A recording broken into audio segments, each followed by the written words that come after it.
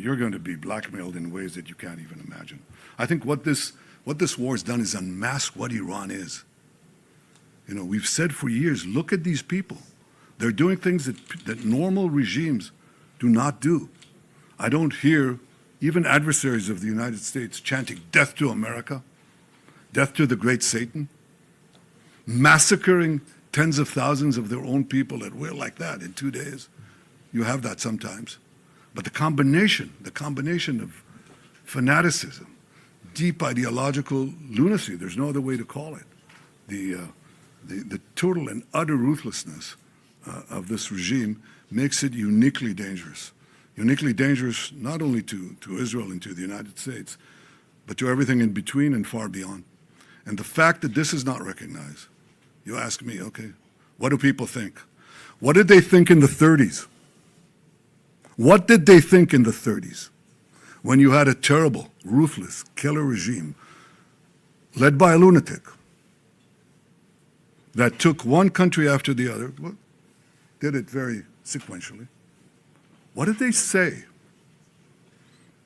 They said what? They said, let's stay out of this. It's not our war. It's not our problem. Maybe it's only the Jews. Have we learned nothing, absolutely nothing in these 80 years?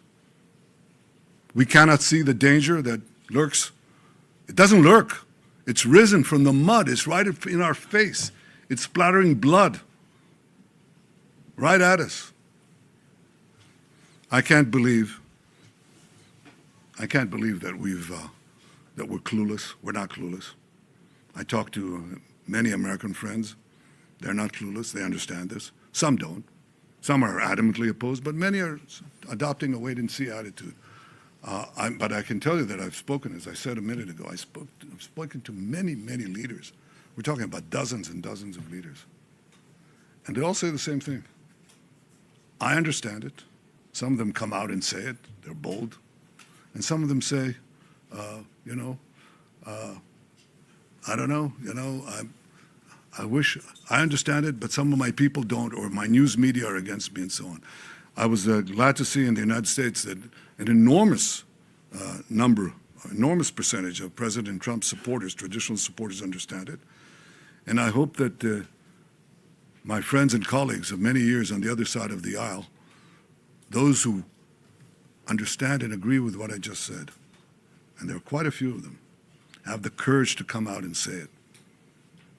Because at the end, what is the task of leaders if you're a leader?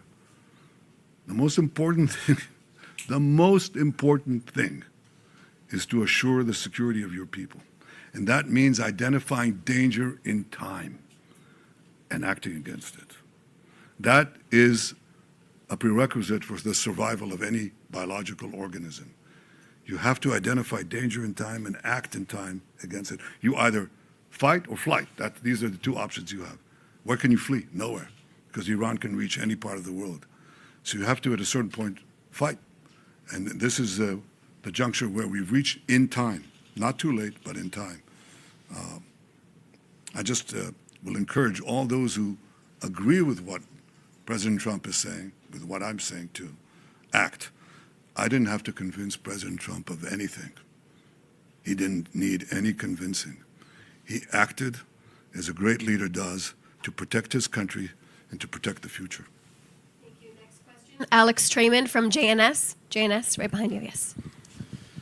Mr. Prime Minister, Hezbollah has opened up another front against Israel, launching rockets against Israeli civilians. Now ground troops are inside Lebanon. Is there any hesitancy toward launching a full ground operation to eradicate Hezbollah? And what would eradicating Hezbollah do to transform Israel-Lebanon relations and the greater Middle East?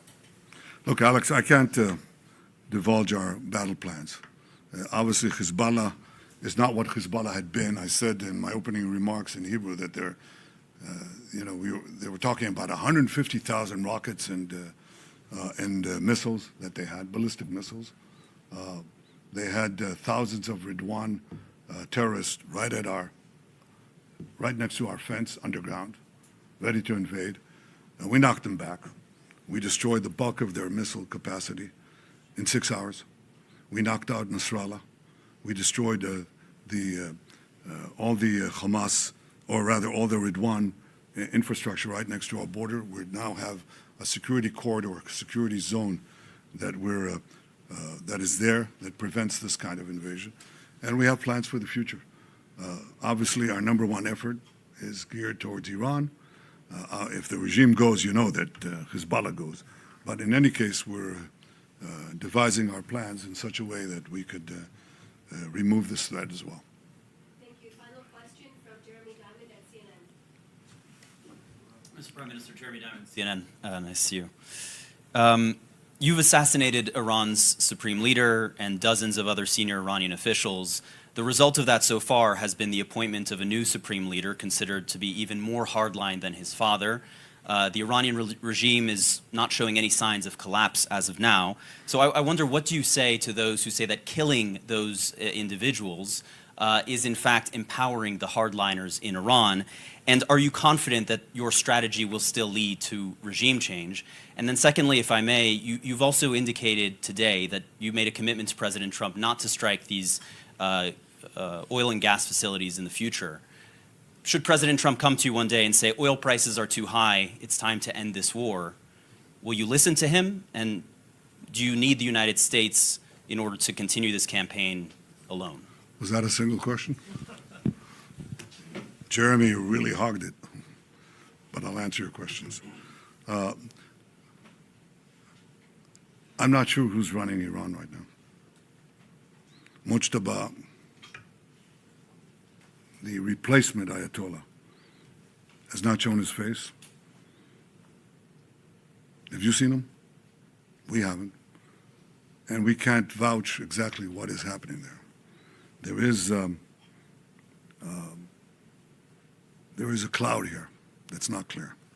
What we see is that there's a lot of tensions inside the people who are edging for the top. It's not a uniform position. You see that sometimes with the contradictory orders that are given. You know, they do one thing and then they withdraw it and so on. I think it's important that they know that if they think they're going to target the world, target the President of the United States and so on, they themselves are being targeted. That creates a lot of uncertainty.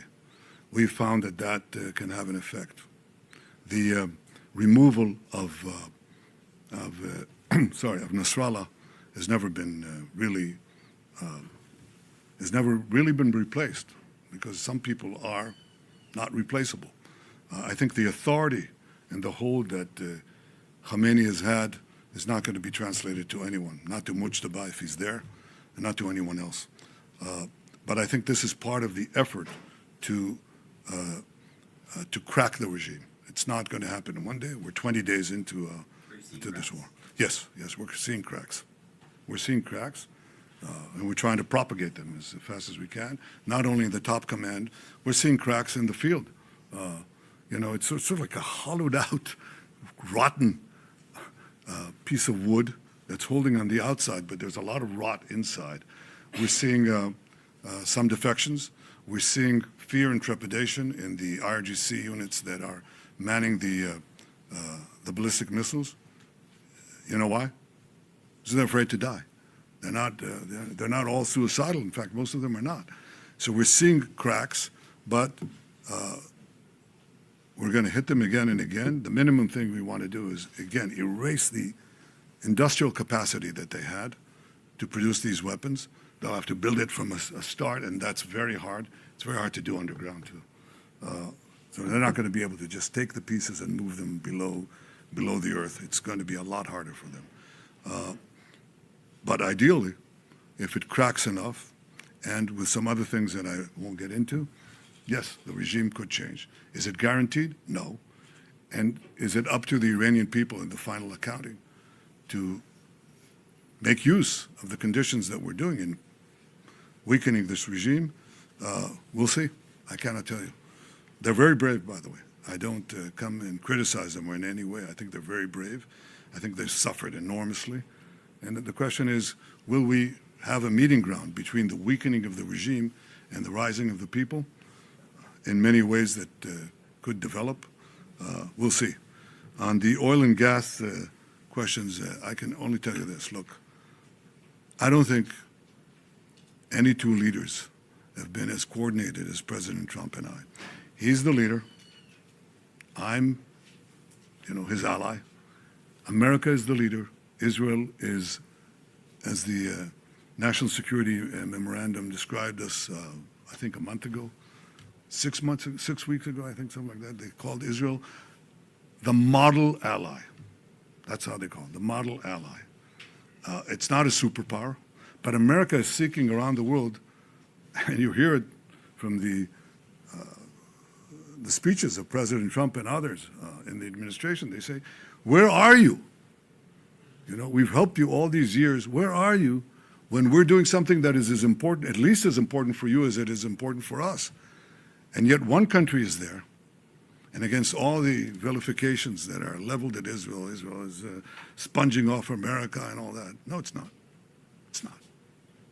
Israel is a brave country, a resolute country, with an incredible army, incredible soldiers, incredible courage, and we're fighting alongside the United States when the chips are down.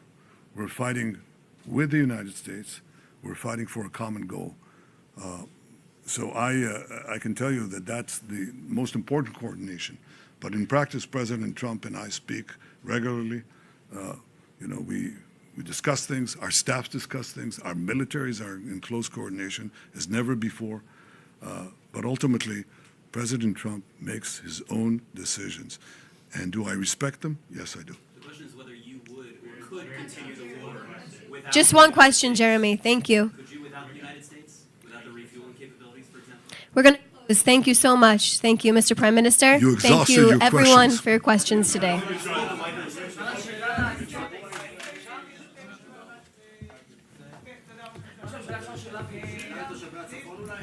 Thank you, everyone.